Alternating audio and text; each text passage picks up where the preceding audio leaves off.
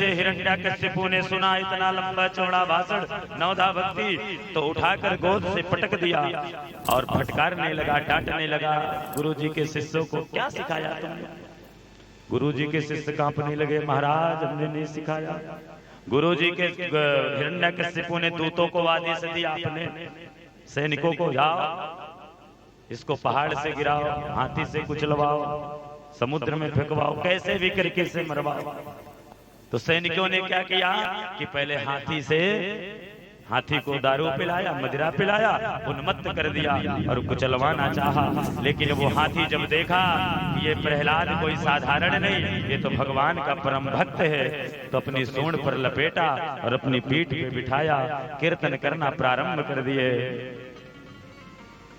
कि श्रीमन्नारायण नारायण नारायण, श्रीमन्नारायण नारायण नारायण, श्री हरि नारायण नारायण नारायण, श्री हरि नारायण नारायण नारायण, पिता नारायण नारायण नारायण, पिता नारायण नारायण नारायण। अब देखो जैसे कीर्तन करना प्रारंभ किए प्रहलाद जी महाराज, और हाथी अपने सूंड पे लपेट कर ऊपर बिठा लिया, तो हिरण्यकशिपु घबराया, बोले पहाड़ से गिराओ। दूत लोग पहाड़ लेकर गए, पहाड़ से फेंके और इधर आकर संदेशा दे दिए, मर गया प्रहलाद। लेकिन भगवत भक्तों, मारने वाला है भगवान, बचाने वाला है भगवान, मारने वाला है भगवान, बचाने वाला है भगवान, मारने वाला है भगवान, बचाने वाला है भगवान, मारने वाला है भगवान, बचाने वाला है भगवान। बाल लबा का होता उसका, बाल नबा का होता उसका, जिसका रक्षक कृपा निधान, मारने वाला है भगवान, बचाने वाला है भगवान, मारने वाला है भगवान, बचाने वाला है भगवान, मारने वाला है भगवान, बचाने वाला है भगवान, मारने वाला है भगवान, बचाने वाला है भगवान। फूलों की सैया, फूलों की सैया सजी है, उस पे गिरे हैं प्रहलाद जी। और जैसे प्रहलाद जी गिरे, लौट कर घर पहुंचे हिरण्यकशिपु, फिर टेंशन में अब क्या करें। इस बार समुद्र में फेंकवाया गया। समुद्र को भगवान ने आदेश दिया, लहरों को धीरे धीरे किनारे लगाओ। लहरों ने किनारे लगा दिया। फिर से कीर्तन करते हैं, यहाँ नारायण नारायण नारायण, यहाँ नारायण नारायण नारायण, ओ वहाँ नारायण नारायण नारायण, वहाँ नारायण नारायण नारायण, जहाँ देखो वहीं नारायण नारायण, जहाँ देखो वहीं नारायण नारायण, श्री हरि नारायण नारायण नारायण, श्री हरि नारायण नारायण नारायण, तो भजमन नारायण नारायण नारायण। अब हिरण्यकशिपु हार गया मारते मारते। अब क्या करे, तो एक कमरा खाली करवाया, कमरे में बड़े बड़े बिस्तर सर्प छुड़वाया, प्रहलाद जी को बिठाया गया। पर भक्ति में कितनी शक्ति है ये मैं बताना चाह रहा हूं, बस इसलिए कथा को बता रहा हूं। भक्ति यदि करेंगे तो शक्ति भगवान देंगे, सच्ची निष्ठा भगवान में हो जाए।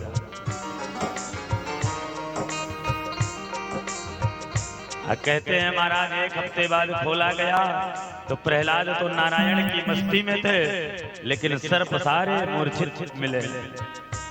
अब क्या करें, तो कहते हैं भोजन में उस समय विष मिला कर दिया गया। कौन सी माता विष को देगी, लेकिन क्या करती कया दो विष मिला कर दिया और भगवान की कृपा के विष का भी प्रभाव समाप्त। तो कहते हैं उसी समय इसकी बहन थी एक, कौन? होलिका। हिरण्यकश्यपु की बहन का क्या नाम था? जोर से बोलो, क्या नाम था माता जी? चलो कम से कम बच्चा तो भूल रहा बेचारा।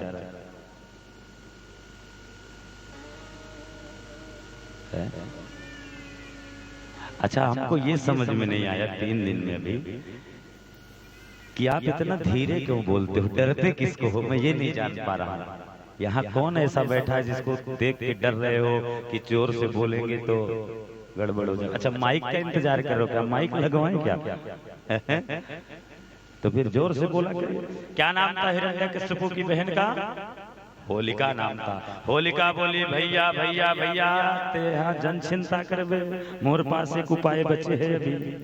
भैया बोले, सहीन बता बहनी, कौन सा उपाय है? मैं तो हार चुका हूँ, बता बता करके। तो बोले, मोर पास एक उपाय है। क्या उपाय है? लकड़ी को इकट्ठा करवाओ, एक ढेर लगवाओ और मैं प्रहलाद को लेकर बैठ जाऊंगी।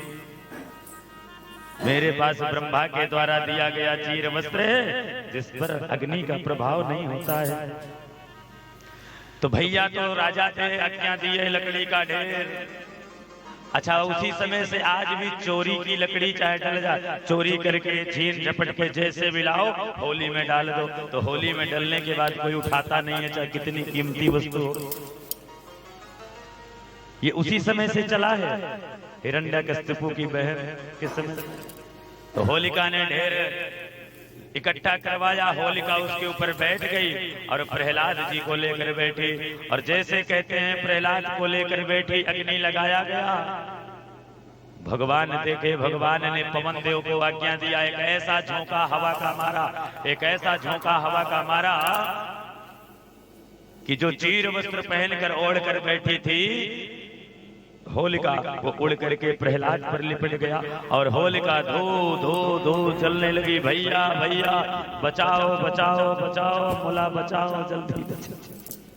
तो काबर भैया बचाई? बोले, जल जा, तुम्ही तो उपाय बताई थी। और जल करके होलिका भस्म हो गई। ये कथा का तात्पर्य केवल इतना है कि जो भगवान के भक्त को ऐसे कष्ट पहुंचाता है, भगवान के भक्त को ऐसे दुख देता है, ये जान लीजिए उसके जीवन में जैसे होलिका जल जाती है, ऐसे ही भगवान के क्रोध रूपी ताप से वो सदा जल जाता है। इसलिए भगवान के भक्त को कभी कष्ट नहीं पहुंचाना चाहिए। और प्रहलाद जी बच गए। अच्छा, मरता क्या न करता, मार कर हार गया, मार तो पाया नहीं। इसलिए हिरण्यकश्यपु के फिर से गुरु जी के शिष्य आए, बोले, महाराज की जय हो, एक मौका और दे दीजिए, इस बार हम इसको सुधार कर लाएंगे। क्या करता है हिरण्यकश्यपु? ले जाओ, तुम्हें ले जाओ।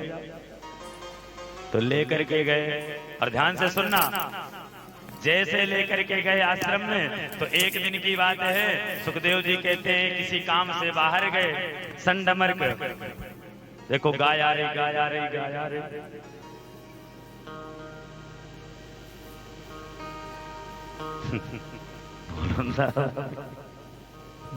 लाल की जय हो। ये हिरण्यकश्यप वालों को मारने आई थी, तो सब प्रहलाद के बन के रहना, क्यों पांडे जी? हिरण्यकश्यप वाले को ही मतलब एकदम तेजी से आ रहे, किसी बच्चे पर चढ़ जाते, इसलिए ध्यान गया। देखो ध्यान देना, संडमर्क जैसे गए आश्रम से बाहर, तो जितने आश्रम के बच्चे थे, दैत्यों के बालक थे, सबको प्रहलाद जी ने लिया और ले जाकर के अपने पास बिठाया और समझाने लगे, अरे बेटा, ये गुरुजी के ज्यादा चक्कर में मत पड़ो, नहीं गुरुजी के चक्कर में तुम्हारा जीवन बर्बाद हो जाएगा। क्योंकि गुरुजी हमारा भला नहीं चाहते। क्यों नहीं चाहते? अरे जो अधर्म सिखाए वो कोई गुरु होता है? जो अधर्म के रास्ते पे ले जाए, अरे गुरु का काम क्या है? जो धर्म के रास्ते पर ले जाए, जो भगवान से जोड़ने का काम करे, जो हमारे जीवन का अज्ञान दूर कर दे, उसे गुरु कहते हैं। और जो स्वयं भटक रहा हो, हमको भी चेला को भी भटका दे, वो कैसा गुरु होता है? स्वयं भटके चेला को भी भटकाते रहे, ये गुरु थोड़ी होता है। और ऐसे ही गुरु चेला फिर जब ऊपर जाते हैं ना तो गुरु बोलता है चेला को थोड़ा ठेलो मेरे को। चेला बोलता है गुरु जी तुम मुझे ठेलो। गुरु बोलता है चेला तुम मुझे ठेलो, और चेला बोलता है गुरु तुम मुझे ठेलो। एक दूसरे को ठेलम ठेला करते हैं और दोनों अटके रहते हैं बीच में, पार किसी का नहीं होता। इसलिए गुरु बनाओ है जान के, अब पानी पियो छान के है। हाँ, गुरु बनाओ जान के, पानी पियो छान के। अब ऐसा भी कर लो, मतलब ऐसा नहीं, गुरु कोई साधारण नहीं होता है।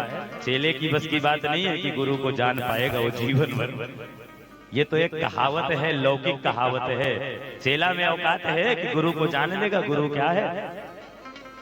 इसलिए भगवत भक्तों, केवल कहने की बात है कि ऐसा गुरु चुनिए जीवन में जो सद्मार्ग की ओर ले जाए, जो परमात्मा से जोड़ने का काम करे, जो हमारे जीवन के अज्ञान को, अंधकार को दूर करके हमारे जीवन को प्रकाश में बदले, वो सच्चा गुरु होता है।